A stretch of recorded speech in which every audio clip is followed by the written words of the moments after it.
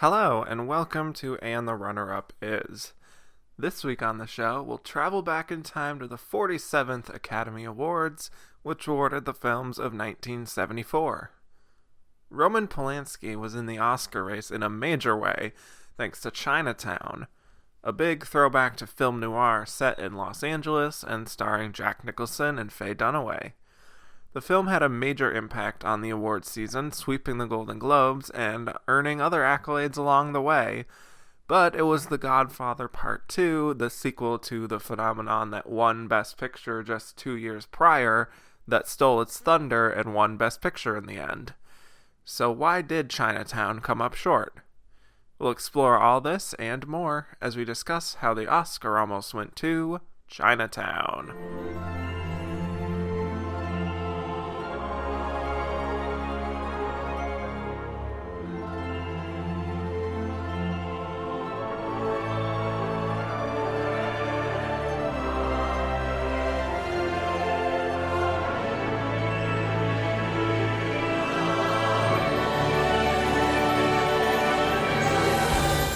Hello, and welcome back to And the Runner-Up Is. I am your host, Kevin Jacobson, and today we are talking about 1974 at the Oscars, and I have brought in a very special guest, one of my favorite people that I discovered on Twitter recently.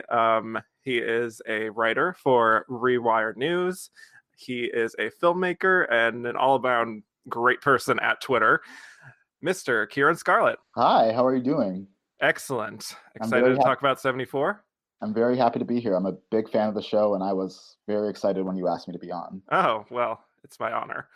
So yeah, this is definitely a great year to talk about. It's Definitely. a year that, The Godfather Part II wins Best Picture, but we have a very, very strong runner-up here in Chinatown. Totally. Full disclosure, you gave me choices when you Yes. offered me a spot on the show, and I was like, yep, I want to be on this one. I'm excited to get into this, definitely. So, Chinatown is a psychological neo-noir mystery of sorts set in 1930s Los Angeles about a private investigator named J.J. Gittes, who is hired by a woman claiming to be Evelyn Mulwray to investigate her husband, Hollis Mulwray, the chief engineer for the Los Angeles Department of Water and Power, to see if he's cheating on her. And he photographs her with a woman, gets published in the paper, and then the real Evelyn Mulwray comes out of the woodwork and ends up hiring him to do an investigation after Hollis is shockingly murdered. And from there, Gittes kind of just gets entangled in a whole web of corruption and intrigue. So the film was directed by Roman Polanski and written by Robert Towne. It stars Jack Nicholson as J.J. Gittes, Faye Dunaway as Evelyn Mulwray, Daryl Zwirling as Hollis, John Huston as Hollis's business partner, Noah Cross, Perry Lopez, John Hillerman, Roy Jensen, and, of course, Diane Ladd. So Chinatown made $29 million at the box office, was nominated for 11 Academy Awards, winning just one of them, and that one was not Best Picture. So Kieran, what are your thoughts on Chinatown? Chinatown, I didn't see Chinatown until I was probably 19 or 20. I was taking this class called Career Movies, the Whistleblower film, when I was an undergrad. And it was a great class. I still remember it to this day, obviously, because I just said its name in its entirety. But we watched a bunch of films that were all about whistleblowers or people kind of like exposing corrupt goings on. So we watched Chinatown, we watched Silkwood, we watched The China Syndrome, we watched Invasion of the Body Snatchers. It was a great class. And I definitely had an appreciation for Chinatown when I first watched it. My film teacher at the time, he loved it. He went on and on about how the screenplay is perfect, how it's the best thing ever written, and he also talked about how the screenplay, the sequel, that came out, I think in the '90s, the two Jakes. Yep. The two Jakes. He talks about how like that's the worst decision that Hollywood has ever made. But yeah, I had an appreciation for Chinatown, but oddly enough, I didn't come to love it until I actually moved to LA much later. and it's hard to put a finger on it, but there's this feeling of dread Mm. that's constantly hanging over the air in LA that is very much captured in Chinatown that I appreciate. And watching it again, I definitely found different textures, not just about the film itself, but about the actors in it. Specifically, Faye Dunaway, Mm. who I think, even though she won her Oscar for Network and she was obviously nominated for this, I think people kind of think of her as a very loud mannered actress, but she's so quiet and kind of responsive and observant in this film. And actually, she's kind of similar in Network, where like that's not nearly as loud as a performance as like the Faye Dunaway and Mommy Dearest reputation would lead you to believe. Yeah. And I also don't think that Mommy Dearest is a bad performance. And if we're about to hand out an Oscar to Rami Malek for playing Freddie Mercury the way he did, then I don't think it's ridiculous that Faye Dunaway should have gotten nominated for an Oscar for Mama Dearest instead of a Razzie, but that's another Yes. conversation, I Thank suppose. you. Thank you. Yeah, so this is really a film that speaks to basically the attempt by, I guess, the common person to understand like the corruption around them. And that's certainly a theme we've talked about certainly quite a bit in the 70s so far. And I think it does that in a way that it fits right in with the films in New Hollywood at the time, while also really, really beautifully evoking the 40s and 50s of film noir. The detectives and their fedoras and the femme fatales and that uneasy tension that you alluded to. And, just a classic mystery to solve. And I think it is such a perfectly paced film. And, every single breadcrumb that they leave throughout the film just leads right into another really spectacularly and always captures my interest. Absolutely. Like Yeah. you mentioned that it only won one Oscar, and Yeah. the one Oscar it won was Robert Towne's screenplay. And like there's a reason why it's studied in so many screenwriting classes. There's a reason why it's such a revered screenplay. Like sometimes that doesn't always work out where the stuff that's revered is actually good, but in this case, it's just like watching it this time. I'm like, oh, this moves so perfectly. Like we're in there, we're in the meeting with the fake Mulray, um, and then we like we just hit the ground running. It moves so well, but it also gives room to breathe for like these small character moments that tell you so much about these people. Yeah. And what you mentioned about the aesthetic of it, it looks beautiful. Like it's a beautiful looking film. Gorgeous. A- Yeah. and also I don't know how much we want to get into Roman Polanski's stuff, like I think part of it's relevant, but yeah. outside of his film, but Yeah. I think that there's just such an obvious sense of like mourning and dread, as I mentioned, and fear about the city of Los Angeles itself. And I think that's understandable given what the personal trauma he experienced with his wife and unborn child being murdered in Right. LA. Yeah. Like, I think you get a lot of those emotions and just that air running through it, even if it's not totally explicit. Absolutely. And we should definitely contextualize that for people who may not know is, 5 years prior to this, his wife Sharon Tate gets murdered. And like you said, her unborn child. And I do definitely feel that sense of like, just like a fatalism and just that sense of dread. Exactly. That, especially with the ending, which we will get to, Totally. I understand, like the state of mind he was in while making this. Yeah, Yeah. like I know it gets quoted a lot and it's kind of hackneyed, but that line, "Forget it, Jake, it's Chinatown," like Hmm. that sums up so much of I think what Roman Polanski was probably feeling about Los Angeles and his life at the time. Yeah. Not that I want to give him a whole bunch of space in terms of like putting him in this position of empathize. I empathize with him in this way, and I will say that life is complicated in that Roman Polanski obviously is a person who did terrible things, Yes. who also had a terrible life in a lot of ways. Like life is complicated in that way. Right. Exactly. And, that theme of that feeling like you can't really explain the terrible things that are happening in this world, and all attempts to try to do that, you're just met with like more disappointment. I mean, I think that is Hence the sequel, right? yeah. Why would you even try to make a sequel for this? I And don't. I'm not even saying in like a reverential, like, oh, you don't fuck with the classics kind of way, because I don't actually agree with that. But I think that like the last line of the movie, "Forget it, Jake, it's Chinatown." It's like, yeah, forget it, it's done. Like, there's no explaining this. There's nothing more to be mined here. Like, there's no explaining this. It's the unexplainable. Exactly. It's the fucked up ways in which human beings treat each other. It's our mad grab for power. It's corruption. It's pain. It's everything. And there's no explaining that to a certain extent. And I think that that's what that movie is all about. Absolutely. And I do think it is telegraphed really well, even from the beginning when he is talking with the Diane Ladd character. Is well, she's saying, "I want you to investigate my husband. I think he's cheating." And JJ Gittes just says, like, "Do you know the expression, 'Let sleeping dogs lie'? You're better off not knowing."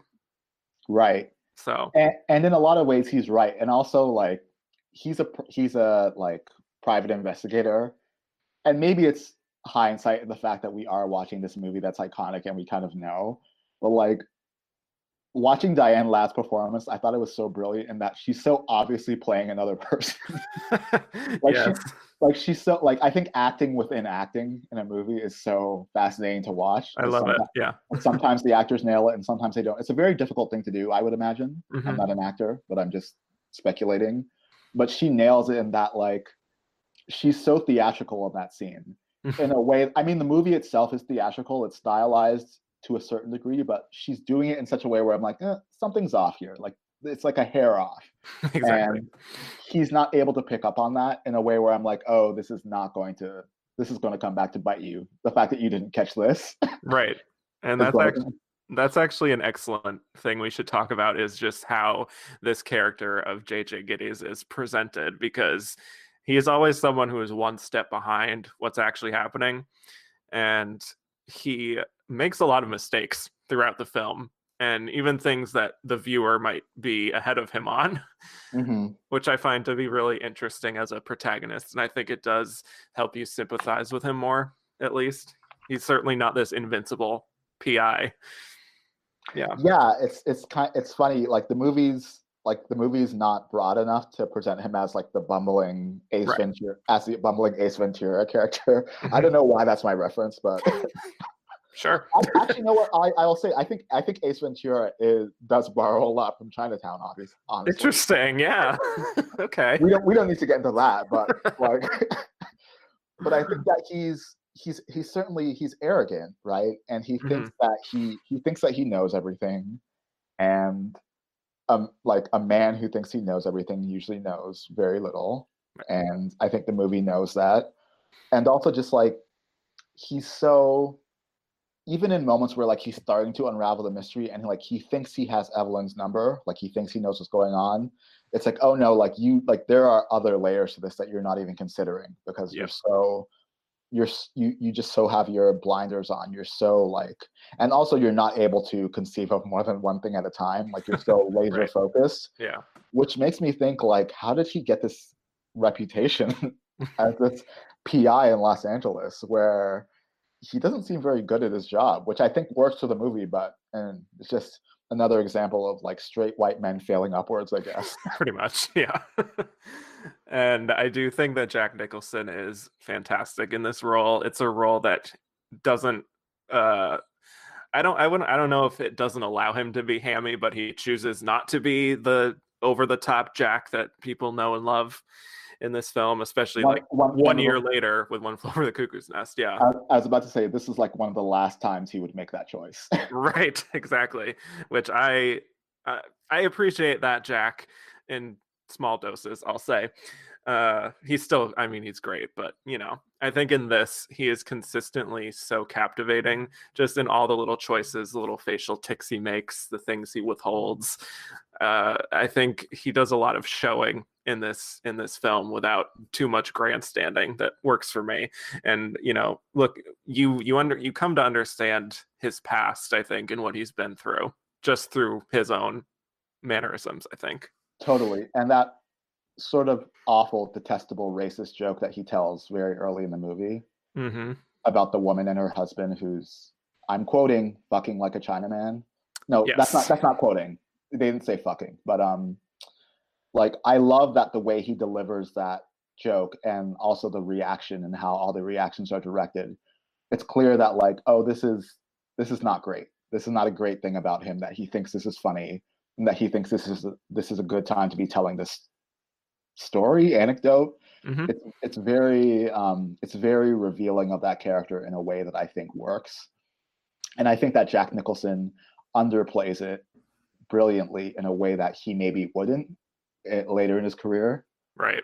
Certainly not after Cuckoo's Nest, which I don't think that Cuckoo's Nest is nearly as bad or as hammy as I think a lot of detractors of that performance think. But I definitely think it marks a shift in Nicholson where he's like, oh, you know, I've been doing it this way and I'm now going to do it this way, and I also won an Oscar for it. So like, what do you do when something works? You just keep doing it, and to like more serious degrees. So yeah, give the people what they want. Yes. give the people what you think they want. Exactly. Right. And some like that racism that you alluded to is, it also ties into some of the plot where he has like, that scene with the Asian worker who is at the Mulvey's property, Totally. and how he kind of just dismisses a remark that he makes out of hand, and which, it turns out to be a very key plot point in this entire investigation, and he just dismisses it, I guess because of his past, really. And it's bizarre that he would dismiss that, because like, you're a private investigator, right? You're a private investigator in LA. Like, why would you not be more attuned to what domestic workers are saying? Like, they're the ones who observe these people every day. Oh yeah. They're the ones who observe these people when they think no one's watching.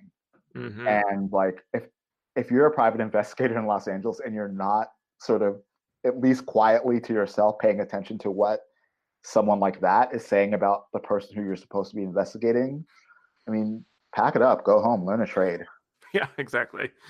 And speaking of some of the performances, we definitely should talk a little more about Faye Dunaway, who is Yes, we great, should. great in that, as we always should, really. But she's great in this. She has that great steely resolve in her eyes that she communicates so well, and her entire look really is just so iconic of that like film noir style.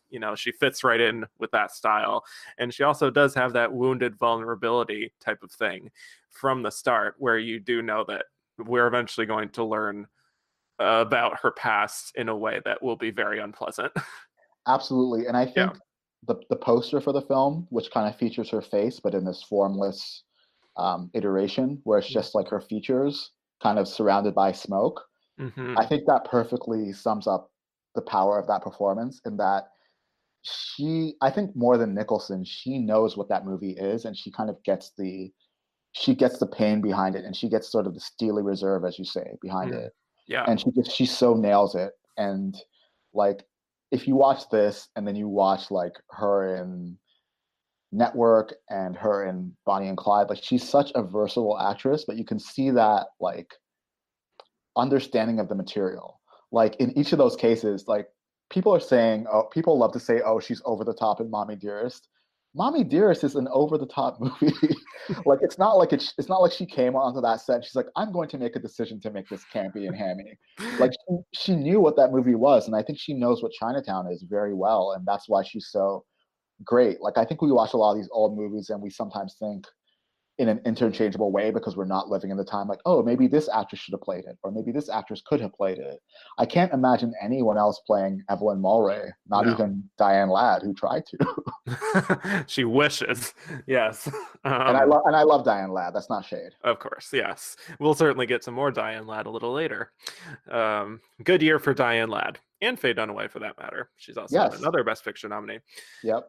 But just one more acting performance I wanted to get to is the non-Oscar nominated John Huston. who is really just the epitome of the perfect slimy rich person with the cowboy hat and the drawl and the arrogance and just the way he talks to people, even down to things like how he likes to keep the head on the pig after he's killed it and they're eating it. Everything is just it's just so perfectly executed, I think. Yeah, I mean, John Huston had obviously been around the block by the time this movie came around. I imagine he observed people like that. Oh yeah. And I think that this character was not unfamiliar to him. So I think he had a lot to draw on, but I agree that he's very good in this movie. Yeah, and a little bit surprising that he doesn't get a nomination, right? Like I mean, it's a very like over the top supporting performance from a very well known Hollywood legend. So Especially since, I mean, if we want to get into it, and I love Fred Astaire, but they found room in supporting actor for Fred Astaire in The Towering Inferno, which yeah, The Towering Inferno, I mean, ugh. we'll get to it. We'll get to it. It took up so much. It took up so much like Bohemian Rhapsody-esque space in this Oscar race, where I think people are going to look back and be like, so many wasted slots, and for what? And for what? Yeah, because the I, people I, momentarily liked it. I Yeah. don't know how you feel about Bohemian Rhapsody. I I shouldn't don't project. feel well about it. So you are Okay, preaching to the choir. okay, we're good. Also, it should be mentioned, we have obviously Jack Nicholson, Al Pacino, all losing Best Actor to Art Carney in Harry and Tonto, an actor giving a charming performance, and I say charming in extremely scare quotes, who's primarily known for television. Yep. Interesting. The parallels, they continue. Um, Great performances, just great cast overall. Like, I mean, even down to Diane Ladd, I think everyone plays their part so perfectly. Let's Yeah, see. and we obviously know why Diane Ladd was not nominated for this because Yes, of course. yeah. I love the quote that John Huston as Noah Cross says, where JJ Gittes is like, how much better can you eat? What can you buy that you can't already afford? After talking about how, Noah Cross is trying to buy up all this land, even though he's already a millionaire, like way more than 10 million. And he just replies, the future, Mr. Gittes, the future. And it's Yeah, just so is emblematic of a rich person's mentality. absolutely. And I don't want to be like that guy who's like, I live in LA, so like I know, but like I do live in LA. And and and there is this, especially right now because LA got the Olympics for I think 2026 or 2030. I don't know, but like LA will be hosting the Olympics soon.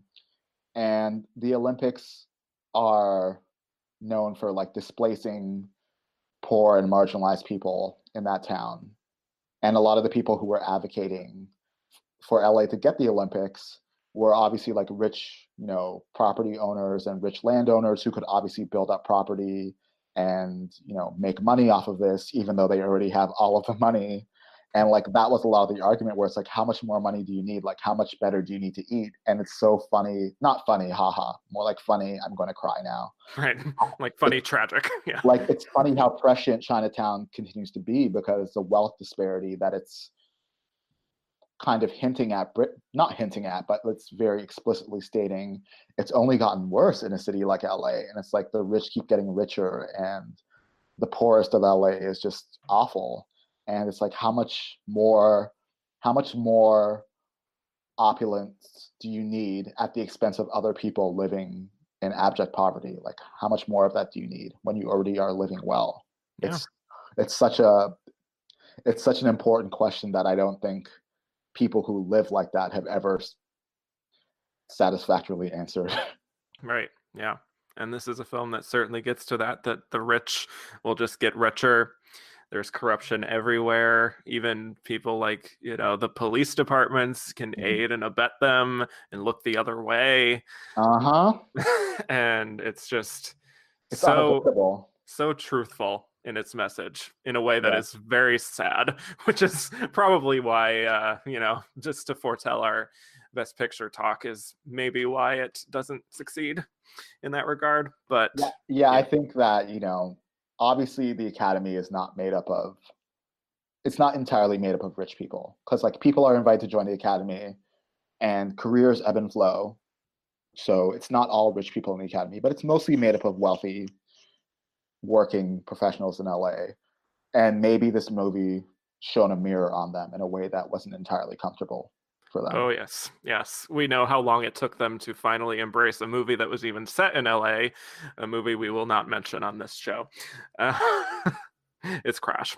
Anyway, um, just saying, it's one of these things where it's too close for comfort, I think. Yeah, and you already did that episode. Yes.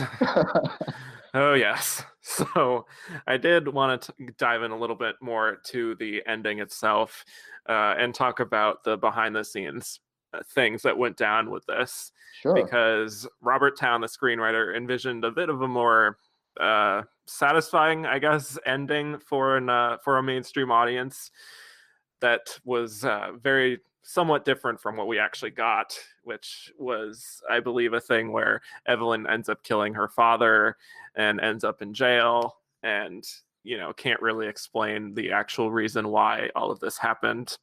A satisfying ending for the kids. Sure, yes. And there's some bleakness to it, but certainly is a bit more hopeful. No, totally. I get it. Yeah, right. I was just saying how like there's no good here ultimately, but yeah, right. Right. And so that was changed. The Roman Polanski and Jack Nicholson kind of collaborated on figuring out an ending, which I find really interesting. And I think the ending that they come up with is probably best for the film itself. I don't know if you agree on that. Yeah. I agree. There's, in a film that's so fraught with unanswered, unexplained questions and characters behaving in such a confounding manner where you're just like, why are you doing this? This is such an awful way to be. But it's also truthful to the way that people are often awful. People are often good, but they're often awful. That's what makes life so complicated. And I think that's what this film is trying to get at. And an ending that sort of wraps everything up nicely in a neat little package. I think that some films are served by that. I think that many films are served by that, actually. Yeah. I don't think that this film would have been served very well by that. Right. I agree. Yeah. Do you have any other, stray observations before we sort of move on to the next segment? Just like little mentions of neighborhoods like Echo Park and even Chinatown that have become totally gentrified and completely impossible to live in now. I used to live in Echo Park, so when they mentioned Echo Park, I was like, oh. And I've been in LA less than 10 years, and I lived in Echo Park not that long ago, and I'm like, oh, it looks different now. Yeah. Like, even from then, it looks different. But wow. Yeah, it's funny how and this is true of any place. Like once you live in a place, watching media that is set in that place takes on different meanings for you. Mm-hmm. Definitely. And it becomes more resonant, and it could also make you feel like, oh, they're definitely not getting this right. Yeah. But, and I didn't live in LA during this time. Obviously, I wasn't alive. Right. So like my ability to feel any sort of like, oh, they didn't get that right. Like I couldn't really feel any of that. Right. But I was definitely thinking about this in the context of Roman Polanski and his career, and this really feels like, obviously, like he's made great films before, like great on the level of Chinatown, but in terms of tone and execution, this almost feels like a departure for him. Do you disagree or agree? Yeah, I think it is a defining film for him, and I think it is what it was leading towards for him as a filmmaker. Totally. Yeah. But not totally similar, at least on its face, to a lot of his films. Like it stands out. Yeah. I just want to mention a few formal elements of the film because we certainly had suggested how beautiful the film looks. I think the cinematography is gorgeous to look at. I think the music by Jerry Goldsmith is a classic of its own. That beautiful jazzy piano is just so great. It's a classic, and it's so been imitated. Oh yeah. Like throughout the years. I definitely noticed that this time around. I think what I'm about to say, the example I'm about to give, I think this was a case in which it was kind of imitated successfully, but it sort of had, and in many ways, Taxi Driver is like the polar opposite to Hmm. Chinatown, and that it's set in New York and it's set in present day. But it's sort of like is reminiscent. The Taxi Driver score certainly feels like it, like the it was Bernard Herrmann who did the Taxi Driver score, and I feel like he definitely listened to the Chinatown score. I was like, huh, Yeah. I Yeah. can I can I can modernize that. I can make that New Yorkie. I can jazz it up a little bit. Yeah, definitely. And he did, because the Taxi Driver score is great, but you can definitely see the influence of that music watching it, Right, for watching sure. Chinatown. Yeah. I think Chinatown is a genuine masterpiece, which is a phrase I've used a few times on the show, but in this case, I think is absolutely worthy of that. Well, I think, the era that you're getting into, the yeah, 70s, especially the earlier part of the earlier to middle part of the 70s, like you're gonna find a lot of masterpieces. for That's just sure. what it is. Yeah, I know.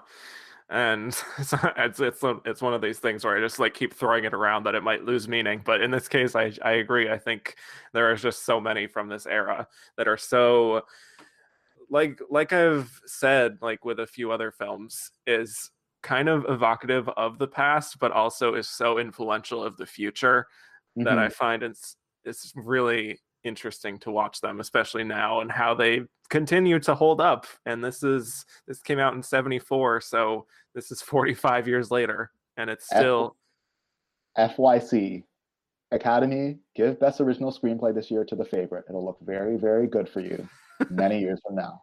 yes. It's Yeah, old and it's new. Just exactly. Yeah. anyways, that's my little plug. Good comparison. Yeah. But do we want to talk about climate change at all? And the whole like, I think Yeah. Okay, we could talk about that element. I, Yeah. I feel like the whole element of water. It's funny that we have not mentioned water at all. I know.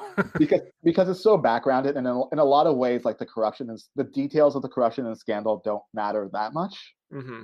in the sense that like it's just sort of the thing that's in the background that we need to sort of propel all these other more personal stories forward. But there is that element of it for sure. And California is still, I mean, it's been raining pretty intermittently for a month, but it almost never rains here. Hmm. And we're like, we are going through a drought. We do get sort of notices from the water department, like, please don't water your lawns every day, rich people, like, please Right. stop it. You're Right. killing us. And there is that way in like the rich, they want what they want. They want access to the resources that they want, and they're not really thinking about the impact that that's having on even their immediate surroundings. I don't even just mean globally. Hmm. And LA is the perfect example of that. That's all I have to say. Yeah. There's not much to say about that. Right. Yeah. And those allusions to how just the rich people just do whatever they want, and who cares about the climate, who cares about other people. It's like scenes of how when they go to the nursing home, for example, and there's all of these people who actually own all of this land, even though they don't know it because of the dealings of these. There's just so much corruption, really, that you can't even begin to describe it. Yeah, And this is so bleak, because like yeah, everything we're saying, it's like, and it's only gotten worse right. since Yeah. the movie came out. Yes. This did not persuade anyone to do anything differently. Exactly. It's like It's it's like Chinatown happened, and then the '80s came around. It's like, oh, we're just gonna do all this stuff harder. yes, we're just gonna double down on that. And Yes. we're also on coke, so we're like Oh more, God, yes. so we're even more like fuel to like live in excess. Exactly. Yeah. And that I'm glad you brought this up, because it really is like another very strong prescient element to the film that really holds up. So Hmm. Yeah, yeah, it's great. we're all doomed. We are all doomed to the end. Great.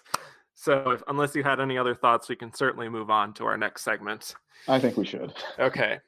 So when we come back, we will be discussing why Chinatown lost Best Picture to a sequel called The Godfather Part II. Did you have affairs? Mr. Giddy's. Did he know about it? Where were you when your husband died? You were seeing someone too. For very long? I don't see anyone for very long, Mr. Giddy's. It's difficult for me. Mr. Giddens, you're dealing with a disturbed woman who just lost her husband. I don't want her taken advantage of.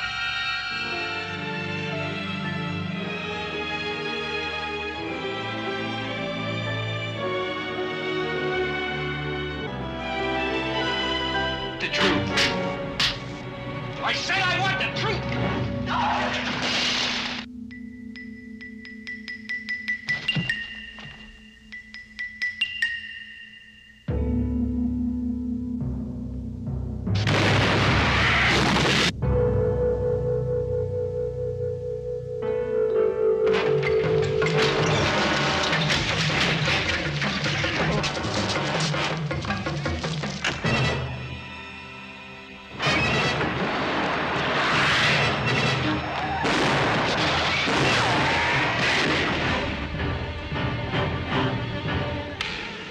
Go home, Jake. I'm doing you a favor. Come on, Jake. Forget it, Jake. It's Chinatown. You get tough. You get tender. You get close to each other. Maybe you even get close to the truth. Jack Nicholson and Faye Dunaway in a Robert Evans production of a Roman Polanski film, Chinatown. And we're back. So now we'll be discussing why Chinatown lost Best Picture to The Godfather Part II. Chinatown was nominated for 11 Academy Awards, including Best Picture, Best Director, Roman Polanski, Best Actor for Jack Nicholson, Best Actress for Faye Dunaway, Best Original Screenplay, Best Art Direction, Best Cinematography, Best Costume Design, Best Film Editing, Best Original Score, and Best Sound. And it indeed won one of those, Best Original Screenplay. So before the Oscars, Chinatown won the Golden Globe for Best Motion Picture Drama over The Godfather, for that matter. And it won the WGA Award for Original Screenplay. The Godfather won the Directors Guild and the Writers Guild for Adapted. So, Kieran, why do we think Chinatown came up short here? I think the afterglow from The Godfather was still real. It was still a cultural phenomenon, and it didn't hurt matters that The Godfather 2 was a really good movie. There is that. I think that's what it came down to. And there was also a feeling of Francis Ford Coppola being overdue, right? Because he, even though The Godfather won Best Picture, he lost Best Director to Bob Fosse for Cabaret. So this was sort of their opportunity to make good and be like, not only are we giving Best Picture to The Godfather 2, but we're going all in on this series as a great film series. Yeah. We don't need to talk about the third one, even though I like that movie, but it's fine.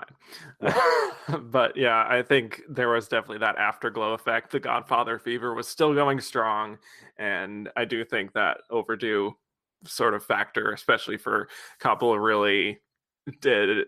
I would have been actually interested to see if he had won Best Director in like a similar split of 72, and then Chinatown does win Best Picture ultimately. That would have been kind of fun, ironic to see. I think had he won Best Director for The Godfather, the first one, I think we definitely would have seen Roman Polanski making a run for Best Director here. I think we would have seen a split in this year. Yeah. In 74.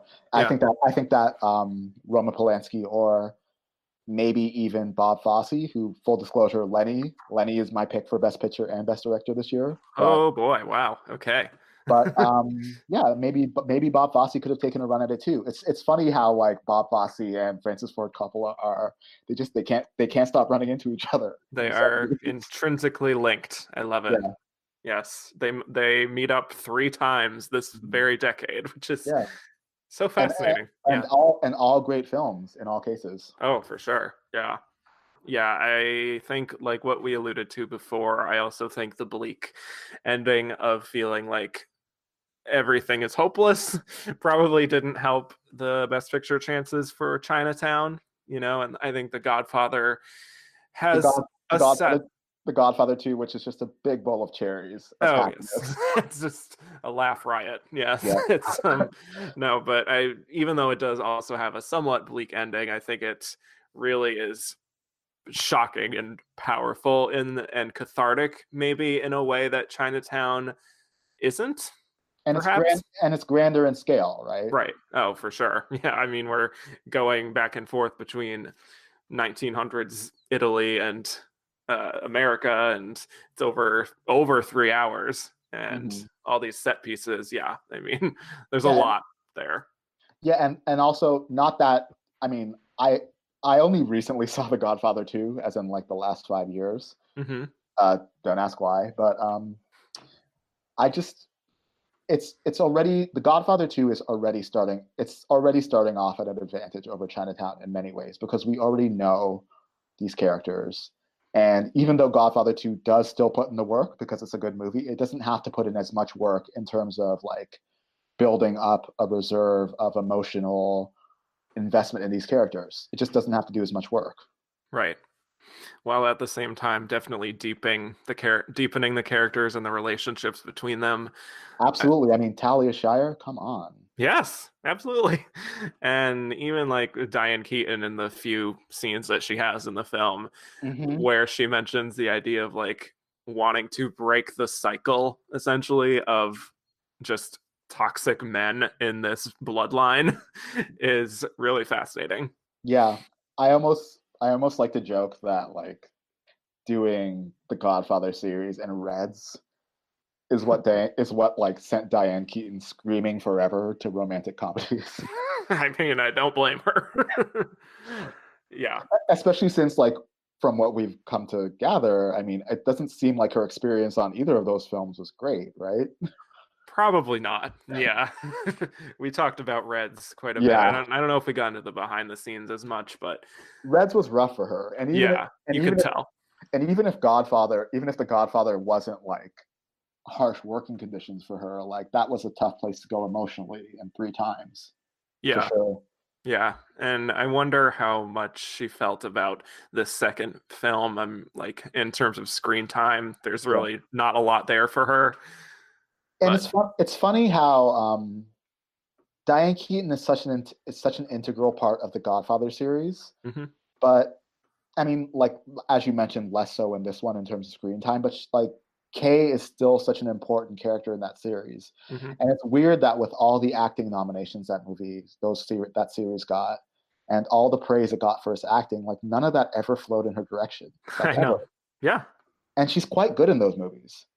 I definitely agree. And yeah, there's so many nominations between the first and second one alone for acting. Hmm. Three in supporting actor both times, I believe. Yeah. Yeah, yeah. And even, Talia Shire gets in here, and of course Al Pacino. So literally five nominations for The Godfather Part II in acting. So basically, if you had seen The Godfather Part II, you will have seen a quarter of the acting nominees from this year. Yeah. Yeah. And like not a lot of it, Talia Shire is the only woman to Yeah. be nominated from that entire series. And I mean, watching the movies, it makes sense.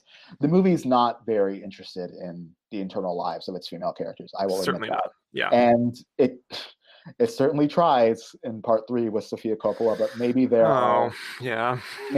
I don't think she's as terrible as people like to say, but it's definitely, I mean, you see what people are talking about when they're like, maybe that was not a great idea. But Yeah. I think The Godfather does. Hey, here's the comparison. I think that The Godfather does shortchange its women in a way that Chinatown does not. Yeah. That's very fair. I agree. Yeah. Which is funny to say about a Francis Ford Coppola movie versus a Yeah. Roman Polanski movie. But there we are. Yes, there we are. I just wanted to get to a few questions before we move on to other films in this race. One of which was from San Diego Cinerama, who said Chinatown has a number of great performances besides Jack. I don't know why we're excluding Faye Dunaway, but regardless, which ones might have made the cut in a year without Godfather 2? I think Houston for sure. Yeah, I mean, if you take out The Godfather 2, that's 3 slots in supporting actor that you free up. Yeah, exactly. So there's room for all kinds of movement there. yeah. I think Diane Ladd was always going to get nominated for Alice Doesn't Live Here Anymore instead of this. So Right. But if not, that wasn't here, do we think she could still sneak in? I don't know. It's a small performance, Very but small. Yeah.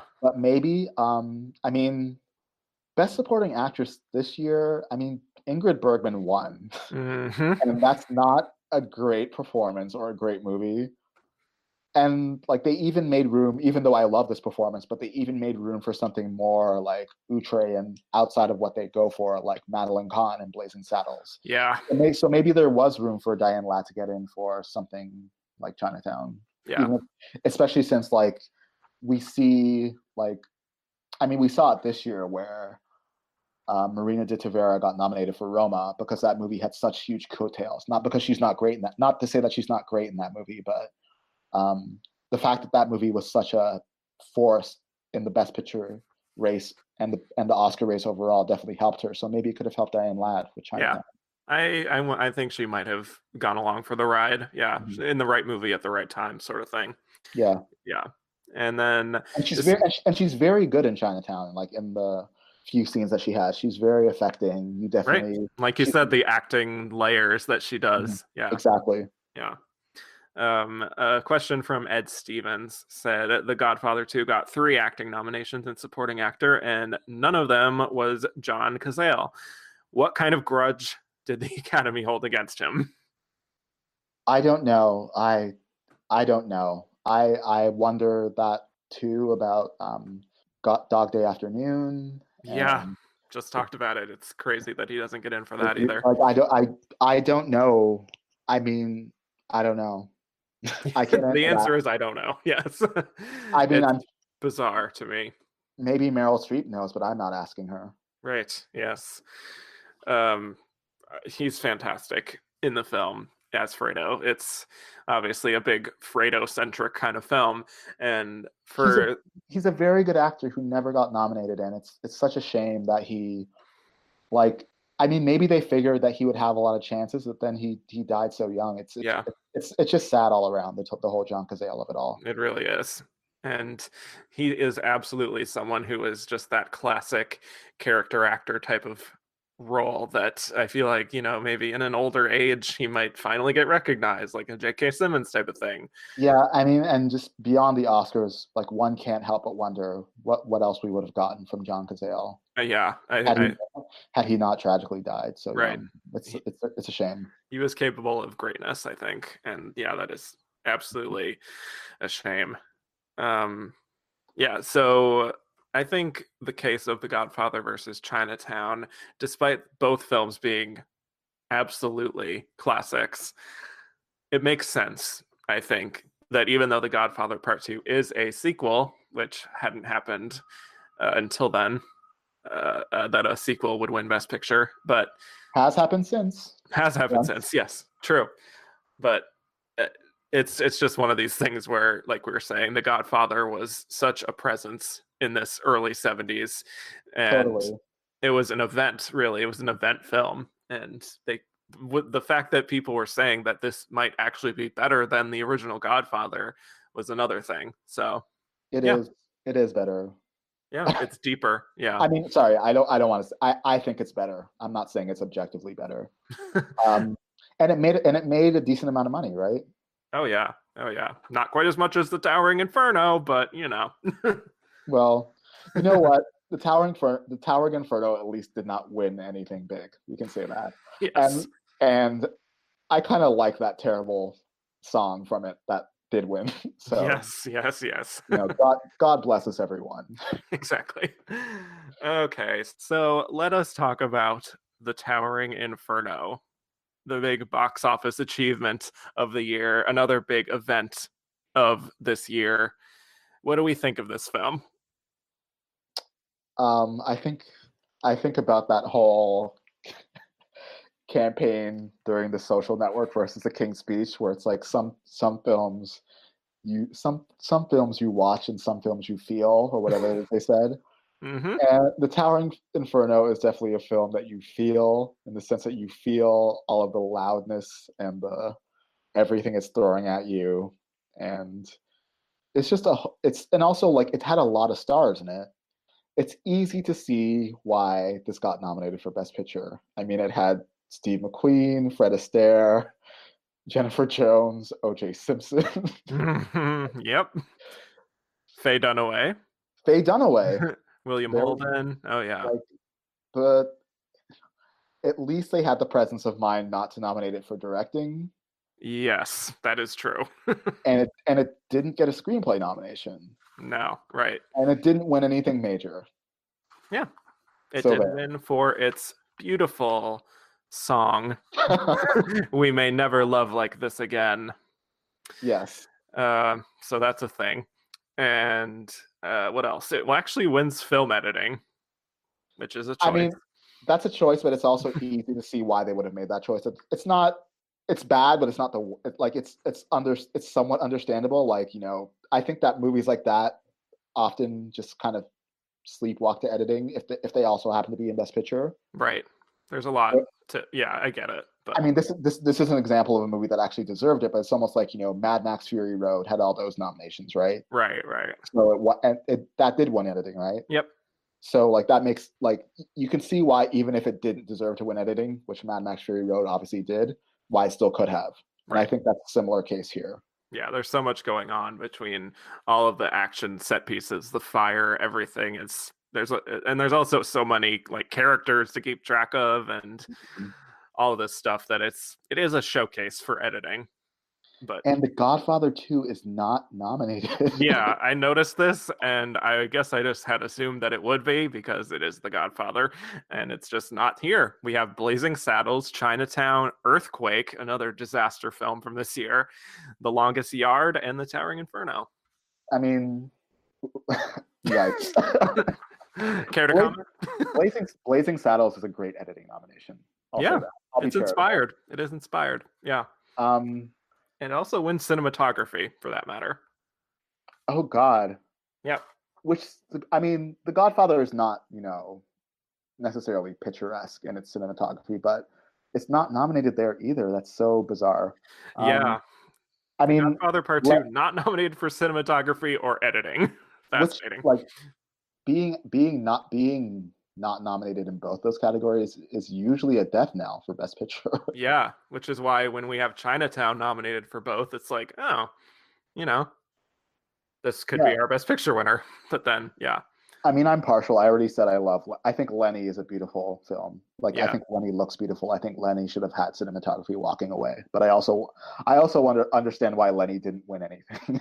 Yeah. Because that's a talk about a confronting movie. Definitely. As far as my own thoughts on The Towering Inferno, I literally just watched it for the first time this week, and I can't really say that it holds up very well.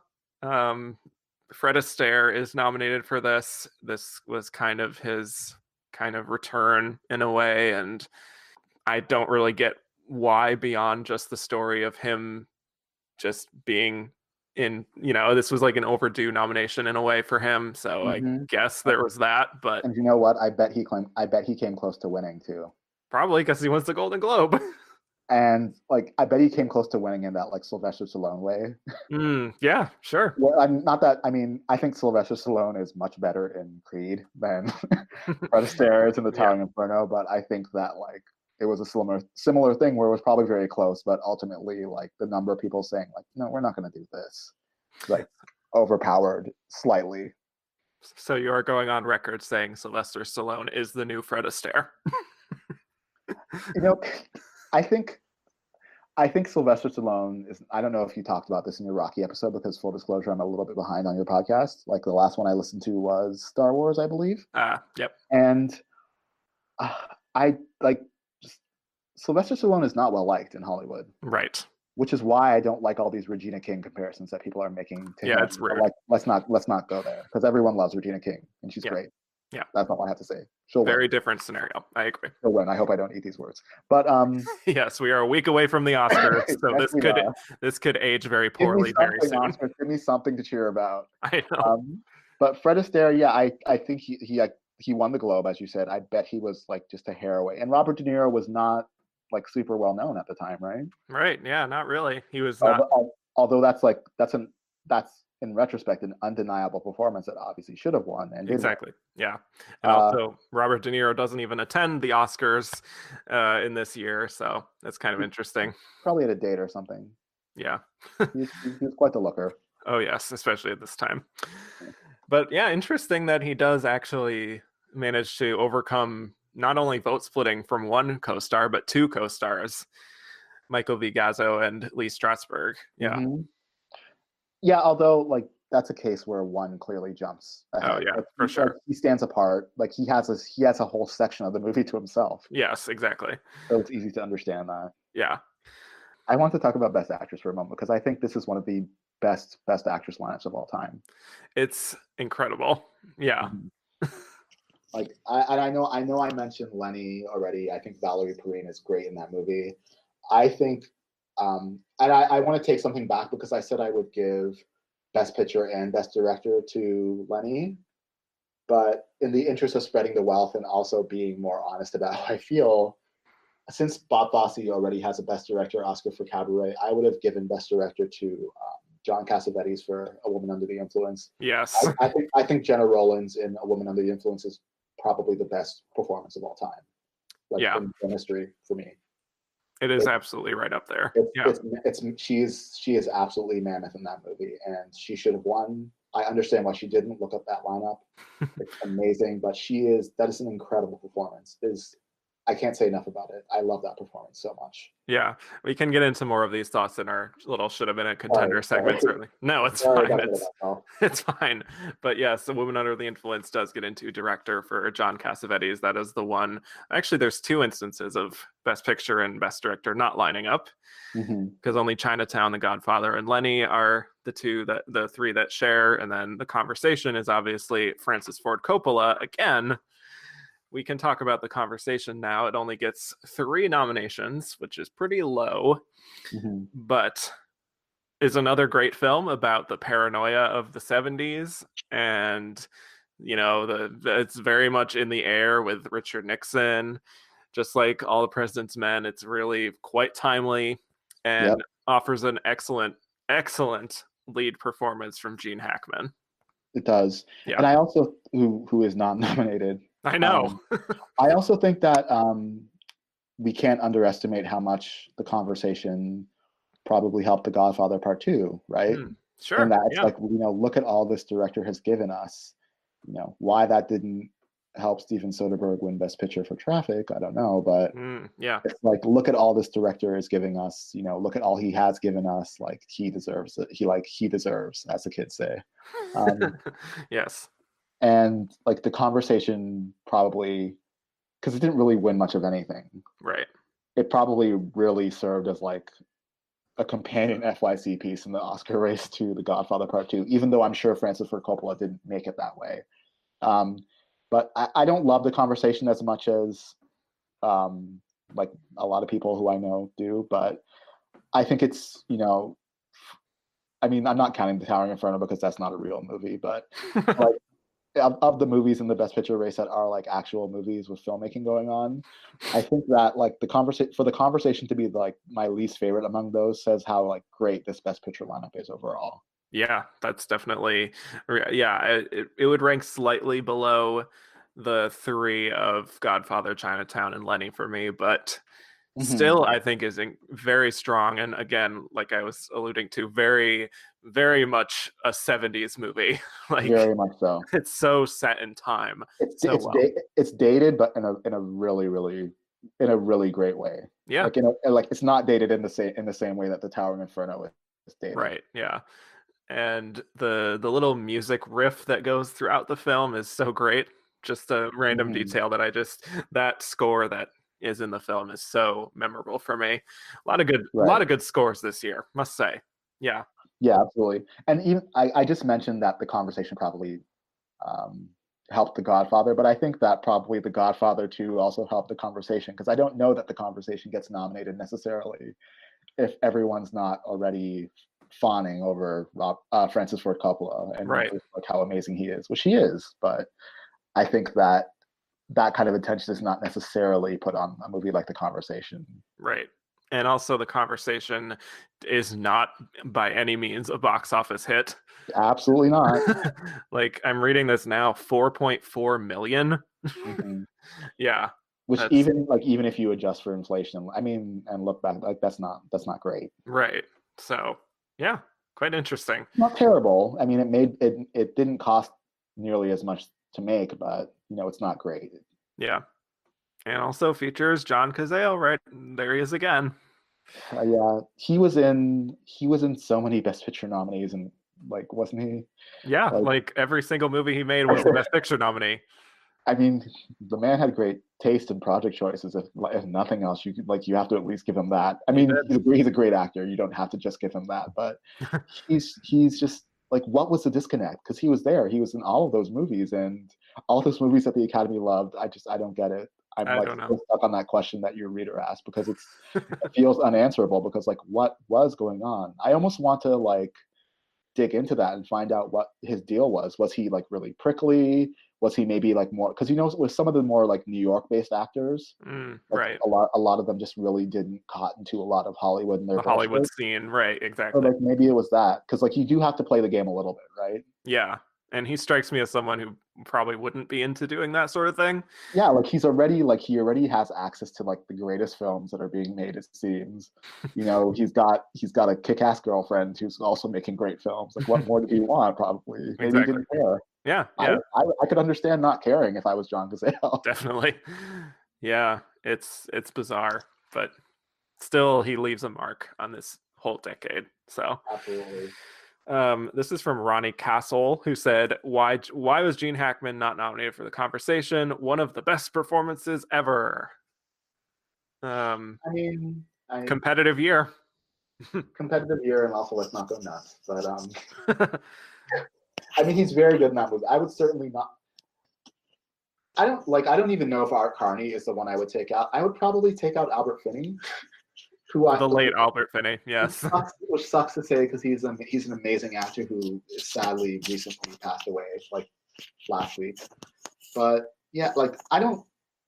All the nominations for Murder on the Orient Express, I'm just like, that was clearly like a cute, charming movie that people liked, and they mistook that for a movie that they should nominate for stuff and give acting awards to. I don't know, but I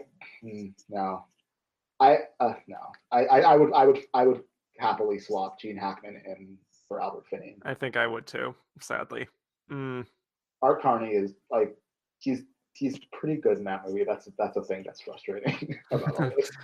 Yeah, everyone is great in this lineup. That's what makes it hard. Yeah, it's a pretty good lineup. Yeah. Before we move on to Lenny, I forgot to go through a few questions about The Towering Inferno. Ian Balakalak said, would you compare The Towering Inferno's Best Picture nomination to other highest-grossing movies like Star Wars or Black Panther? I think we already said the movie that we would compare it to, which feels like a weird. I actually no, like Black Panther and Star Wars. I think those are two great Best Picture nominees. I don't know how you feel. Yeah, agreed. I think Star Wars has aged very well as a Best Picture nominee. Definitely. I think Black Panther is going to age very well as a Best Picture nominee. I think they're both cultural touchstones too, in a way that The Towering Inferno probably isn't. The Towering Inferno made so much money, but like I don't think you could find like a casual film watcher today I don't think you can find many casual film watchers today who have even heard of that movie. Yeah. Like they probably heard of the expression "The Towering Inferno." Right.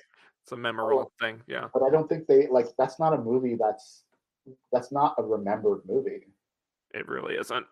And I think that The Towering Inferno to me feels more like I already mentioned Bohemian Rhapsody, a movie that wouldn't be in the Best Picture race had it not made all that money. Yep. And I'll also add, which feels like a really weird comparison, but I'll also add Seabiscuit in there. Oh, okay. Yeah. And I don't think Seabiscuit is as bad as either of these movies, but who remembers Seabiscuit? Is it a real movie?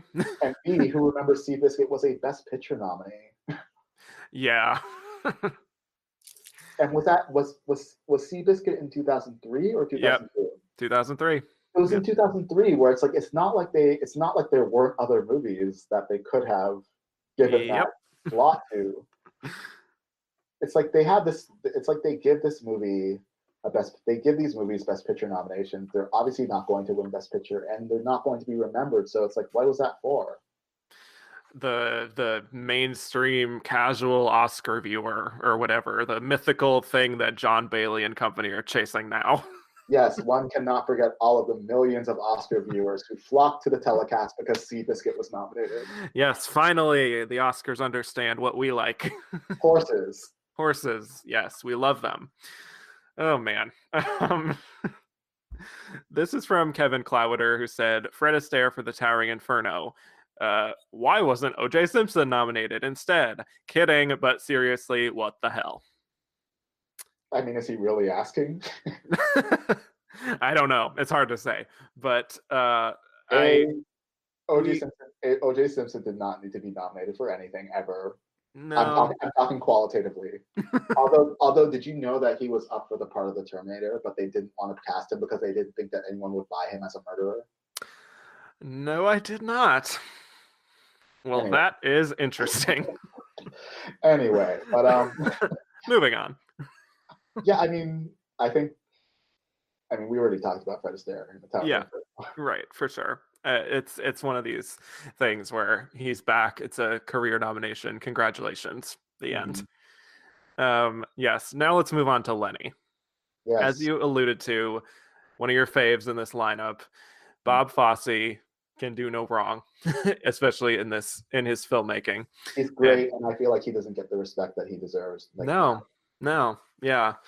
And I'm kind of glad that FX series is coming out, because maybe it will put more of a spotlight on him. It definitely should. Yeah, for sure. Lenny is great. Lenny is the story of Lenny Bruce. And it's told in a way that I think is really, really striking and memorable. It's, the black and white cinematography is really an interesting choice. I think it makes it feel timeless and stark in a way that I find interesting. Dustin Hoffman is fantastic, I think, as Lenny Bruce. Has he ever been more...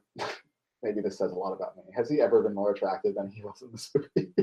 Okay, I was low-key thinking about that throughout. I'm like, this is giving me some interesting new feelings about Dustin Hoffman.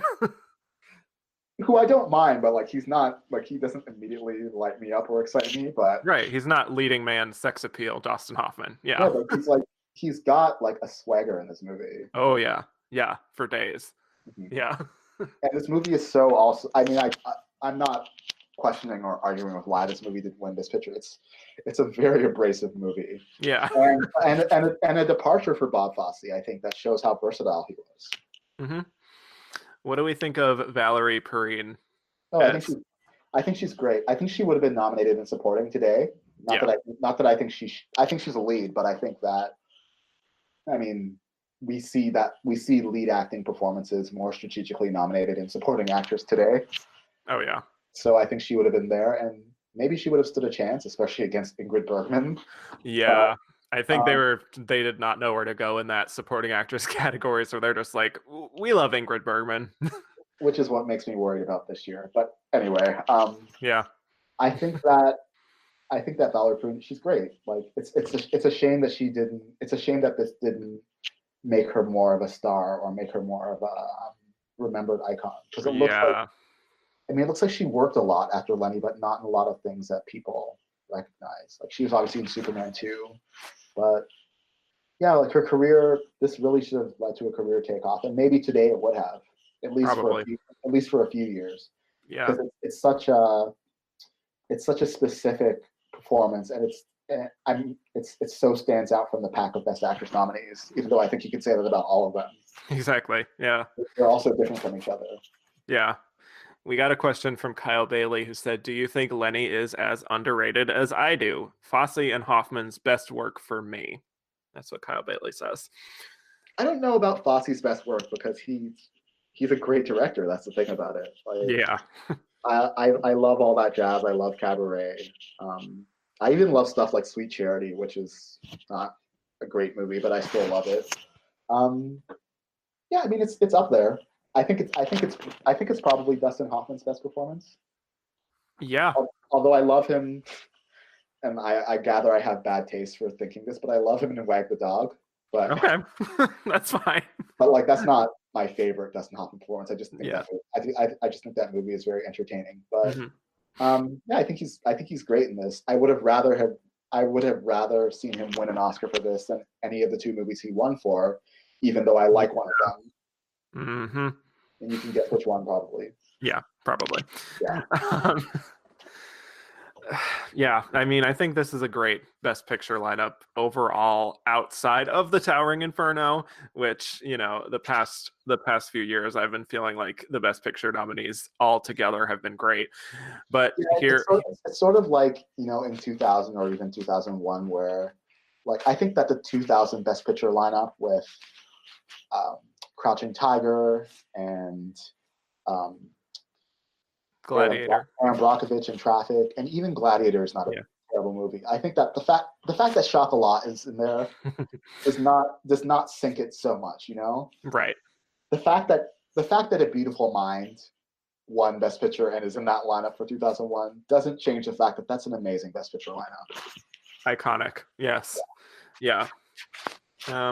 So we're talking about averages here. right, exactly. They can't get them all right. Yes, they're not perfect. We know this. So let us move on to other films in this year in our Should Have Been a Contender segment. So these are other movies not nominated for Best Picture or any old movie that came out in 1974 that didn't come anywhere close. Yes. So do you have some here? We can talk about Woman Under the Influence, certainly. Yeah, we can. I'm going to go in alphabetical order, though. Oh, okay. Very good. I want to talk about Claudine. Oh, yes. Which got Diane Carroll a nomination. Mm-hmm. And should have gotten James Earl Jones a nomination. That's why I was hesitant to say that Gene Hackman should have been in Best Actor, because, like, I think James Earl Jones should have gotten that spot that Albert Finney got. I think that watching Claudine again, which I did kind of in like a grainy YouTube version, because it's a hard movie to track down. Mm-hmm. But I think Diane Carroll's great in it, and just the aesthetic of it, the look of it, reminded me of not in terms of tone or necessarily subject, because they're very different, but it reminded me of a movie that I know you're a fan of, If Beale Street Could Talk, like Black Harlem in that period. Yeah. And I just thought it was a beautiful movie and not the type of thing that would get nominated today. And I think Diane Carroll's great in it. And she's only like, gosh, I think she would have only been the 5th, because it was Dorothy Dandridge. No, she would have been the 4th Black actress, period, nominated for Best Actress. Yeah. Which is sad. But yes. Yeah, she just, she's one of the 5 great, like all 5 of those are great Best Actress performances, including the one who won, Ellen Burstyn, for Alice Doesn't Live Here Anymore, which is a great movie. And such I mean, it's weird to watch that movie and be like, from the director of The Wolf of Wall Street. Yes, it's very much a departure. It's a departure, and it's also like Martin Scorsese doesn't make movies like this anymore. Like, even though I love a lot of his work of late, he's not as interested in women anymore, and it's sad, especially watching a movie like Alice Doesn't Live Here Anymore. Yeah.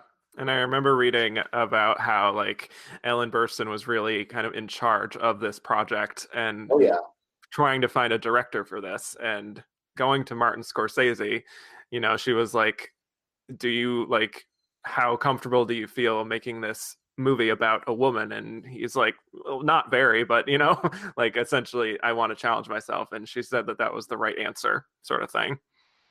And if only he had continued to challenge himself. Yeah. It's funny that, like, of all the people nominated for acting awards from Martin Scorsese films over all the years, the only 2 like Best Lead Actress nominees are Burstyn, who won, and Sharon Stone for Casino. Am I mistaken? Like, Yeah, have any other women been nominated for lead actress in a Scorsese movie? They couldn't have been, right? Because he doesn't foreground women in his right. movies. That's the thing. I can't think of one at all. And I So don't, yeah, and I don't even necessarily agree with the placement of Sharon Stone as a lead. I honestly don't. yeah. I think that was partly her, and that. But quickly going back to Claudine. Correct me if I'm wrong, but isn't your Twitter header Claudine? It sure is. Okay, yeah. I was like, that's interesting that you're here on this episode. Just saying. Well, Um, I did ask to be on this year. yes, I know, but that's an added benefit. Yeah. Yeah. Um, I wanted to. Oh, Yeah. did you want to talk about A Woman Under the Influence? Yes, I Which certainly did. it got a director nomination. Yes, and of course Jenna Rollins, who is The God. beyond beyond anything I've ever said about an actor on this show, is just on another level. She It's she has a handful of. I mean, Cassavetes was her husband. right. She has a handful of movies with him where it's just like she is like on another level.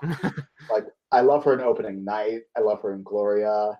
Like, but this is such a great performance and such a great movie. And would this movie get made today? I don't even know, but Yeah, hard to say. it's like it would probably be on television if it did, but it's so terrific. And yeah, she should have won. I think I bet a lot of people thought she would win. Yeah, she wins the Golden Globe.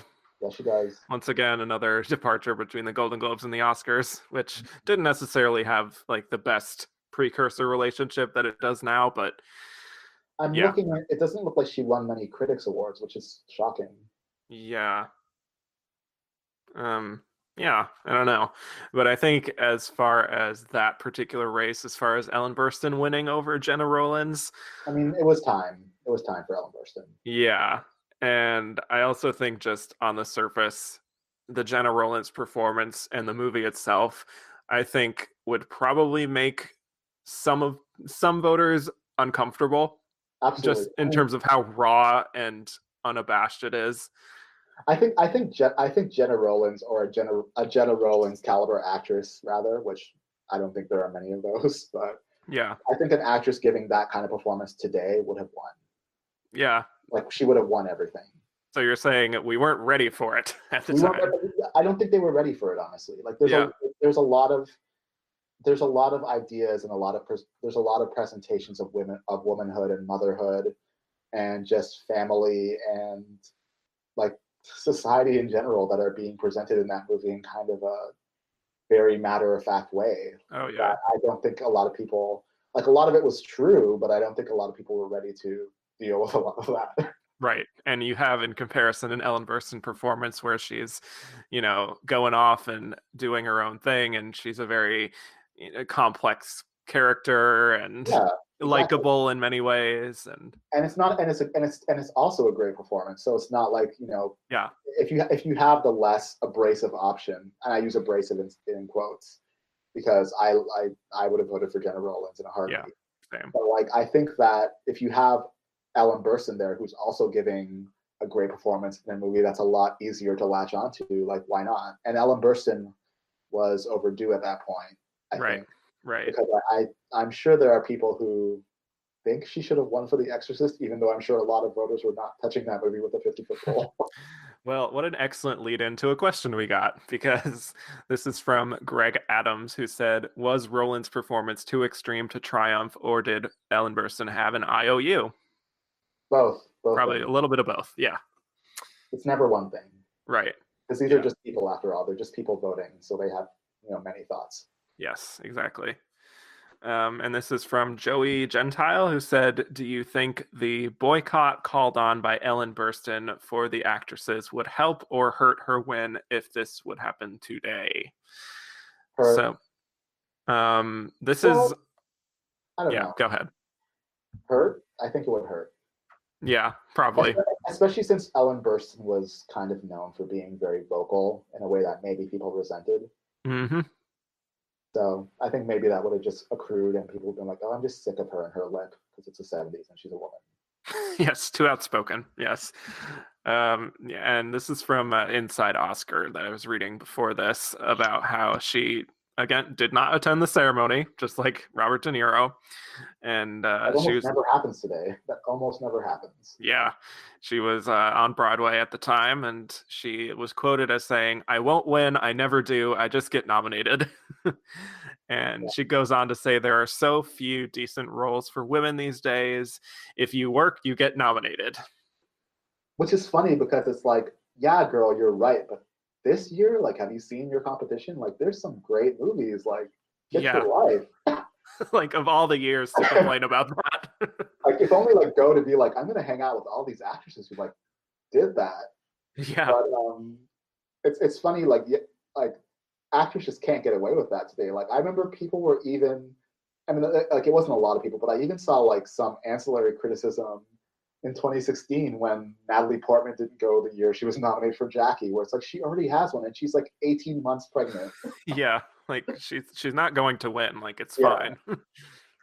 It's fine. I'm Yeah. joking when I say 18 months pregnant. I know that that's not possible. But regardless, she was very pregnant. She's Yeah. very pregnant. And also, does she even live in this country? I don't know. I don't know what Natalie Portman's deal is. Yeah. She's all over the place. I wouldn't have gone either, is my answer. Yeah. Yeah, Woman Under the Influence, both that and Alice Doesn't Live Here Anymore, excellent films. Both underrated. Yeah. I also think if we're looking at Jenna Rollins as being kind of the the cool critic, no, I was gonna say critics darling, but she didn't win any critics awards. Yeah. Which I just realized, like, obviously Faye Dunaway is there and she probably dominated a lot of those as well. Mm-hmm. But, like, I think that Jenna Rollins and Faye Dunaway and Valerie Perrine all kind of split the cool vote. Yeah. Yeah. Which helped Ellen Burstyn. Probably. And Diane Carroll was not going to win because that movie was small and racism. I'm just going to say it. Yeah, pretty much.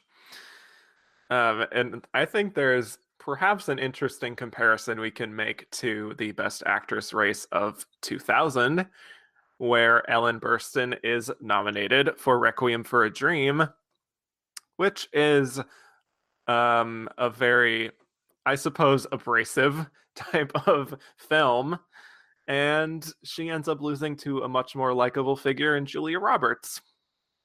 So interesting how the tables turn. Yeah.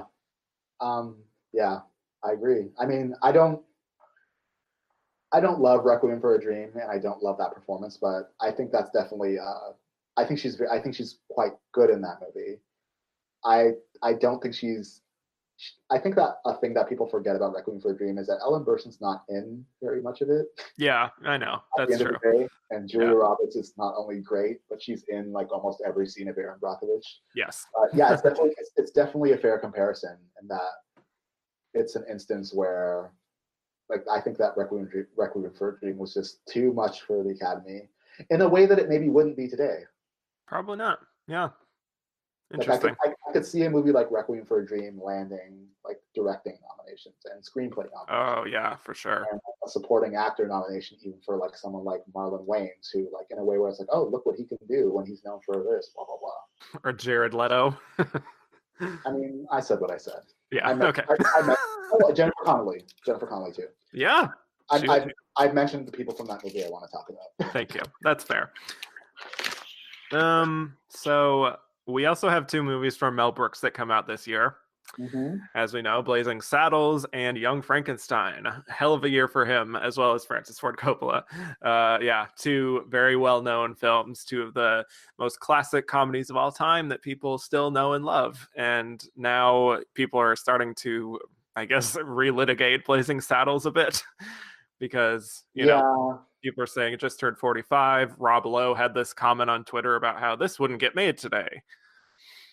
Which, fine. So we don't have Blazing Saddles. Who cares? Yes. I mean, like, I think Blazing Saddles is funny, but, like, yeah, there's like some problematic shit in that movie. Yeah. But I do think that like, setting all that aside, I think Madeline Kahn is such a great, inspired Best Supporting Actress nominee. Yes. And I would have been happy to see her win. I would have been happy to see her win over Ingrid Bergman. Yeah, I think that would have been great. I would have loved that. And I again, would have been happy to see Madeline Kahn win for either of her nominations. yeah, I would be happy to see Madeline Kahn win an Oscar. It wasn't, Period. I mean, I guess you'll get to this in your other episode, but it wasn't fair what happened to her with Tatum O'Neal, because that's not fair. But Yeah, she's great in the film. I love when any comedic performance gets nominated, and she just dominates. She's just electrifying every time she's on screen for me. it's incredible. And yeah, She's another one where it's like, what would we have gotten? I mean, what would we have gotten from her? for real. Had she not passed away? For real. Yeah. Without saying, because she was already a legend when she died. But yeah. And we got quite a few questions about both Blazing Saddles and Young Frankenstein, including this from Gordon at Mark Wahlberg, who said Blazing Saddles gets noms for acting, editing, and song, while Young Frankenstein gets in for adapted screenplay and sound. Which one comes closer to a picture nomination, especially in an expanded lineup? Young Frankenstein, no question. Very good. What do you think? Well, I think there's a case to be made for Blazing Saddles, even though it's certainly not. I just feel like it comments on a genre that the Oscars know very well. That's true. That's fair. In a way that Young Frankenstein is maybe more B movie sort of thing. I think Young Frankenstein is far and away the better movie. I agree. Yes, I definitely prefer it. But I think Blazing Saddles has not only just what you mentioned, but it has more like technical, formal elements that, like you could see it being nominated in craft categories that would have made it easier. Right. Yeah. That's sometimes the way forward with movies that sort of fall outside of the genres that Oscars don't typically nominate. Where it's like, well, how can Mad Max Fury Road be a Best Picture nominee? Where it's like, well, look at all these other nominations it's going to get. Yeah. How can Black Panther be a Best Picture nominee? Well, look at all these other nominations it's going to get. Right. Exactly. And I don't think that's necessarily the case with Young Frankenstein. Yeah. Yeah. But I will say Madeline Kahn also great in Young Frankenstein. Yep. So yeah, I mean, I don't know which one I would have chose between the two because she's fantastic. I think she's better in Blazing Saddles, but I think more memorable perhaps. I think Young Frankenstein is a better movie. Yeah. Well, speaking of which, we can certainly talk about it. Andrew Carden said, who most deserved a Best Supporting Actress nom for Young Frankenstein? Terry Garr, Madeline Kahn, or Cloris Leachman? I'd say Madeline Kahn. What do you think? Yes, I agree. Even though I like all the instances of Cloris Leachman and the horses and everything. It's fun. Cloris Leachman's great in that movie. That movie's great. It's funny. It's funny that Blazing Saddles was the one that we mentioned first. When I think Young Frankenstein is a very, very good classic comedy that everyone should see. It is, and I haven't seen it in a very long time. So I was just watching clips just before this, and still hilarious. Honestly, like laugh out loud. Still hilarious. Great screenplay nominee. Yeah, and great cast. Yeah, love it. Maybe Young Frankenstein would have gotten a SAG Ensemble nomination today. You know what? That would have been so great because that is a top to bottom fantastic cast, including Gene Wilder, of course. So a lot of actors that people love. Exactly. Yeah, I bet it would have gotten in. Yeah. Yep. This is another one from Daniel B. Well, he kind of said, what are our thoughts on the two Mel Brooks comedies this year? Both had multiple Oscar nominations, yada, yada, yada. Do you think one or both deserve more consideration? I think we can agree, Young Frankenstein. Yeah, I also don't. Well, I was going to say that I don't think that one of them being out of the race would have helped the other one. I think that both of them being there help each other. Yeah, definitely. Again, like the Coppola thing you're mentioning. Yeah. Let's see. And he also wanted us to talk about how Amarcord won Best Foreign Language Film at this year's Oscars, but gets a director nomination for Fellini for next year's Oscars, 75. Well, that can be chalked up to the fact that it wasn't released in the U.S. Right, and they hadn't yet found like an organizational principle for figuring out those rules yet. Right. They were still figuring that out. Yeah. So that's that. Yeah. It's this. I think the same thing happened for Day for Night this very year. Which is the other film we're kind of dancing around. I haven't seen Day for Night. I don't know what to say on that. I haven't either. I was there was a lot of movies this year that I wanted to watch and rewatch that I managed to not see Day for Night, but it's a benefit that it also kind of sort of is relevant to 1973, so I will make time to watch it for next episode. I definitely will watch it at some point. Truffaut is not a director who I've never disliked a Truffaut film that I've watched, but he's not a director who I find particularly exciting. That you seek out. Everybody come for me. I'm such a common person, but Truffaut doesn't do it for me. I'm sorry. It's okay. You can't love everything. Oh wait, you know what? That's not. I do love that. This is probably people are probably gonna think I have bad taste for this. I do love the story of Adele, the movie that Isabella Johnny got nominated for in '75. Oh right. So, yeah. Okay. I'm a basic Truffaut bitch. I'm sorry. This is on record now. I don't love Murder on the Orient Express, but I just want to talk about its presence here. Yeah, so it got a lot of nominations. Yeah, it's not great. I don't think it's really not a great film. I don't know. I think Ingrid Bergman winning is kind of absurd because she does next to nothing in the film. I love what she said when she won. Like this is, by the way, this is the only one for Oscars that she actually showed up at the ceremony to accept. Which is ironic. After 3 acting wins. Yeah. And I love when she got on stage and said, well, thank you. It's always nice to win an Oscar. And like, if only for that iconic movie, maybe it was all worth it, but no, probably not. Like she like why did anyone need to win their 3rd acting Oscar for this performance? I don't know. And she also says in her speech, like, I wish it would have went to Valentina Cortez for Day for Night. Mm-hmm. Like she is openly just saying like someone else should have won this, but thank you anyway. And I kind of wish Talia Shire would have won because I think that Talia Shire didn't necessarily get a fair shake in Hollywood after the Godfather series. And you know, she's great in Rocky, she's great in the Godfather movies. I wish that more would have happened for her. I know. And maybe winning she's an example. Like I talk about this a lot on Twitter where I'm not always an advocate of the idea that winning an Oscar helps your career because I sometimes think that like just being nominated versus winning, there's not much of a difference in terms of what it does for your career. Mm-hmm. But Talia Shire, I think, is an example of an actress who like winning an Oscar. I think that could have definitely put her over the top and maybe helped her career. Yeah. It's also I make comparisons sometimes to like Marissa Tomei and how she wins an Oscar, and I wonder what would have happened if she had not won in that year, how things would have gone differently for her. I don't know. That's a great example of like winning an Oscar versus being nominated and how like I don't think I think that she's definitely remembered as like a curio. Or, like remember when she got nominated for My Cousin Vinny? But the fact that she won, like, does she get in the bedroom later, and does she get the rest? Like she and people make fun of her winning for My Cousin Vinny, like she didn't make good on that. Like she didn't go on to get 2 more nominations, right?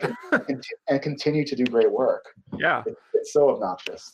In both like mainstream blockbuster types of films and indie films and indie films and television, like yeah, and theater. She's great. Yeah, so. We love Marissa Tomei on this podcast. Let's see. We did get a few questions. This was from Jeffrey Kerr, who said, if the Razzie Awards took place then, would Lucille Ball have easily won Worst Actress for the film and performance that pretty much killed her career in Mame? I haven't seen Mame, so I can't comment on that. Yeah, I would say that, well, first of all, we should contextualize that the film did get very bad reviews, especially for her, even though she gets a Golden Globe nomination for it, but that's a whole other story. I think it's one of these things where she probably would have been nominated for a Razzie because I think the Razzies really love when stars, especially actresses, have a brief moment of failure, and they just like eat that up. So the answer is probably yes. Can we just say fuck the Razzies in general? Like they're trash. They're awful. They're sexist. They love, especially when you look at like they were so gleeful to give. And look, I don't love Madonna both in general or as an actress, but they were so gleeful to give Madonna every one of the Razzie nominations they gave her and like take her down a peg. It's so obviously about that. like in terms of like, oh, let's take this. It's and like it's what you said. It's always actresses where it's like let's take her down. Let's like she's gotten too big for her britches. Yeah, pretty much. And we talked about it when it was the year of Yentl, when that movie got nominated for Razzies for some reason. Exactly. That's probably a better example. Like they're not even worth discussing as far as I'm concerned. Yeah, and like Jennifer Lawrence getting nominated for Mother, it's like, okay. Exactly. Well, that's another example too. Okay. Right. Did you have others you wanted to discuss here? I'm looking through my list. We've discussed pretty much everything. Did you want to talk about? I haven't seen Thunderbolt and Lightning, the movie that Jeff Bridges got nominated for this year. Have you seen that? Yeah, I haven't either. No. Okay. Well, he's a good actor, so I'm sure it was fine. Oh yeah, yeah.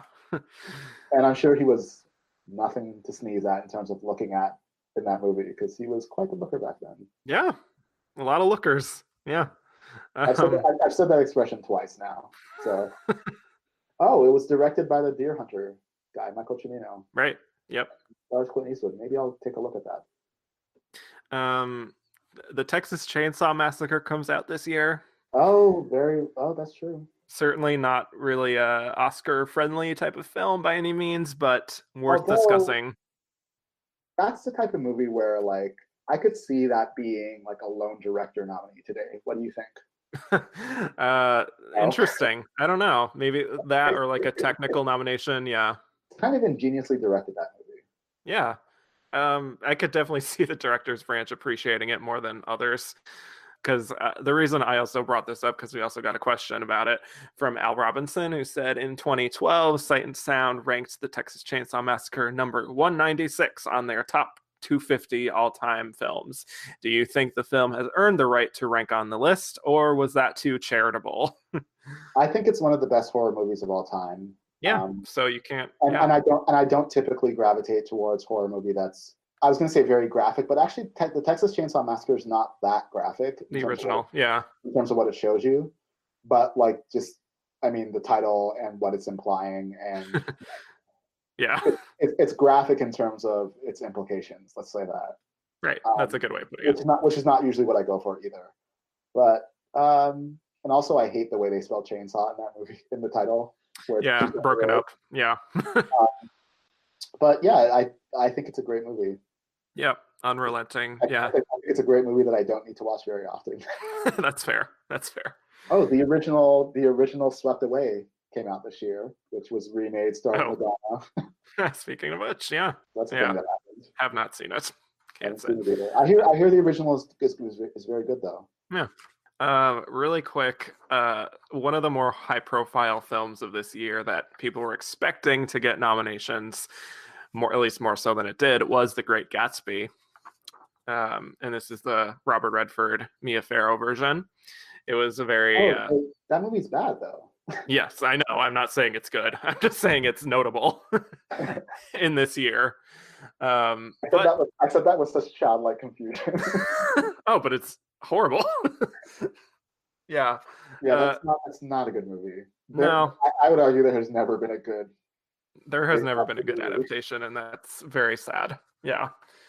But we should talk about it. It does get 2 Oscar wins for its costume design, of course. And what's the other one? Music. Yeah. Which I guess is a vague catch-all for score. This was the time when they had original song score and adaptation score. So this was an adaptation score that won. Yeah, I guess that was to allow for the fact that so many musicals once were being made. Right. Yeah. I mean, fine, sure. Yeah. Well, I just wanted to talk about it because it's an interesting failure. I think the Godfather's costumes, especially in those Vegas scenes, were tops, but that was never going to happen because it's contemporary and they don't like that. This is true. Great Gatsby. I think Robert Redford despite how legendary he is, both as an actor and as a presence in Hollywood, I think his range is quite limited. I think he's good. I think when he's good, he's very, very good. But he's only good at a few things, and this is not one of them. Yeah, that's fair. I don't know. But how do you rank it as far as like the 2013 version? Ooh, I was gonna say that's like a Sophie's Choice, but it's not. It's But like in a bad way. it's the opposite of Sophie's Choice, where it's like, take both of them. I don't care. Oh my God. Yeah. Yeah, I don't have any strong feelings one way or the other about either of them. I guess I appreciate I appreciate the audacity of the 2013 one, even if I do find it garish and over the top. Yeah. I just think that they keep getting Daisy wrong. Like, I mean, I don't think that Mia Farrow is like, she's too smart to play Daisy in a lot of ways. Yeah. I don't know much about Carey Mulligan. Carey Mulligan seems like maybe that's the same case. I don't know. Like, I'm not saying, oh, find a stupid actress to play her, because that's a mean thing to say. But they haven't found a way to properly calibrate that character on screen. Yeah, I agree. And in many ways, that's like if that character doesn't work, then you don't understand his motivations. And where are we with that story then? Right. I will say I like Leonardo DiCaprio. I think that Leonardo DiCaprio in an adaptation of Great Gatsby that actually gets it right, I think he's an inspired choice for that role. Yeah. Okay. That makes sense. I don't think that I know that he's friends with Tobey Maguire. Oh God. I've never been as good. I have friends that I love. I'm not doing them favors like that, where I'm like, oh, come be in this with me, even though you're not good at acting and you haven't been in anything in a long time. Yeah, we all know my thoughts on Tobey Maguire and his. Yeah. I shouldn't say Tobey Maguire is not good at acting, because that's mean. He's fine. He's fine. He's I don't know how to finish that sentence. Let's move on. Okay. Are there any others? I think I'm done with my list. So, I'm trying to think. Did a James Bond movie come out this year? I think so. I'm looking at, like, do you want the box office was? We mentioned The Longest Yard. Briefly, yeah. Airport 75. Oh, God, yeah. That was a sequel to the one that got nominated for Best Picture, right? Yep. Which is a very similar Towering Inferno situation. Yeah, I have to say, I love these like early 70s disaster films with all-star casts. It's just I don't know why, it's just so funny to me, like all of these films that were made with these great casts who are in totally like stock character parts, and there's always a disaster like earthquake or things like that. It's funny that this worked in terms of getting a Best Picture nomination a couple times in the 70s, when like they were trying to do it a lot in the 50s and it almost never worked. I know. Like I think about that film, The High and the Mighty from 1954, which is a very bad movie. But I think it got an acting nomination for, I think, Claire Trevor. But it's like, that's a movie that you could, like, had they made The High and the Mighty in the 70s, it looks like it probably would have gotten a Best Picture nomination. Sure, yeah, it was in the air. Because of Airport and the Towering Inferno. Yep. And the Poseidon Adventure, what year was that? 70. Oh, yeah. 72. I'm sure the Poseidon Adventure came close as well. Yeah, and I think that was also a film that was very influential in having Hollywood make all of these. Yeah, so. And it was also bad. Yeah. So, although, like, much like the Towering Inferno, I don't mind the song from it. That Morning After song, I think it's a nice song. Yeah. Okay, so I'm done with my list. I think you're done. Yeah. So 74. Once we get to like, was there a James Bond movie? I think we're done. Yeah, exactly. So when we come back, we will be delivering our verdict as to whether we think The Godfather Part II deserved its Best Picture win, or if Chinatown should have taken it. The nominees for the Best Picture of the year are Chinatown, a Robert Evans production, Paramount, Robert Evans producer. The Conversation, a Directors Company production, Paramount, Francis Ford Coppola producer, Fred Roos co-producer. The Godfather Part II, a Coppola Company production, Paramount, Francis Ford Coppola producer, Gray Fredrickson and Fred Roos co-producers. Lenny, a Marvin Worth production, United Artists, Marvin Worth producer. The Towering Inferno, an Irwin Allen production, 20th Century Fox, Warner Brothers, Irwin Allen, producer. And the winner is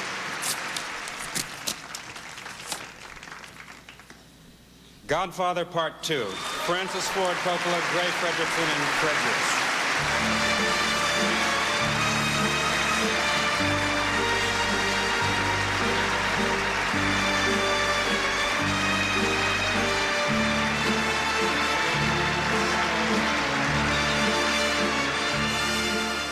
And we're back. So now we'll be delivering our verdict as to whether we think The Godfather Part II deserved Best Picture or if Chinatown should have taken it. Kieran, what is your verdict? I mean, if it's a competition between the two of those films, Yes. I think I probably would have voted for Chinatown. Mm-hmm. I think that I agree with you because I love The Godfather and The Godfather Part II. I would say I'm happy that the first one was honored and we can have that be the honor. I would love to just have Francis Ford Coppola just win director here as a lone win and then give Chinatown Best Picture, which I think is just tighter altogether. Script, everything works so perfectly in the film. So yeah, and also like just as you mentioned, the spread the wealth aspect. Right. And opening it up to the other Best Picture nominees, does our stance change? Well, I already spoiled my answer. I would have voted for that. I still would have voted for Chinatown in this case, with Godfather being probably number 2, and then definitely Lenny a strong number 3 as well. But yeah, I think those are 3 great films. Yeah, and it would be. I can understand it being hard to choose between those, and I'm glad one of them won. Yeah, exactly. Okay, so this was a great year to talk about. Thank you so much, Kieran, for coming on with me. This is a great discussion. Absolutely, it's been a pleasure. Yes. So now, tell the people where they can find more of you on the internet. Yeah, you can find me. I write a lot of culture stuff for Rewire News, and it's spelled Rewire like Rewire. They a lot of their focus is reproductive justice and immigration justice, so they're a great outlet overall, and I'd recommend you check them out. And I'm on Twitter at Dan Blackroyd, which is like Dan Aykroyd, but Dan Blackroyd. Figure it out. You know how to find stuff. Yes. And can I just say one of the best Twitter handles of all time? Yeah. I love it. I mean, it's too late to change it now. I don't like it, but You can find me on Twitter at Kevin_Jacobson. The podcast is at Oscar Runner Up. The show is on Apple Podcasts, Stitcher, Google Play. Rate, review, subscribe. So now I will ask you listening at home to decide whether you think The Godfather Part II should have won or if Chinatown should have won. And you can do that by voting at my website at filmtrophies.com or emailing me at filmtrophies@gmail.com. So once again, thank you, Kieran. Thank you. And I will bid you all adieu.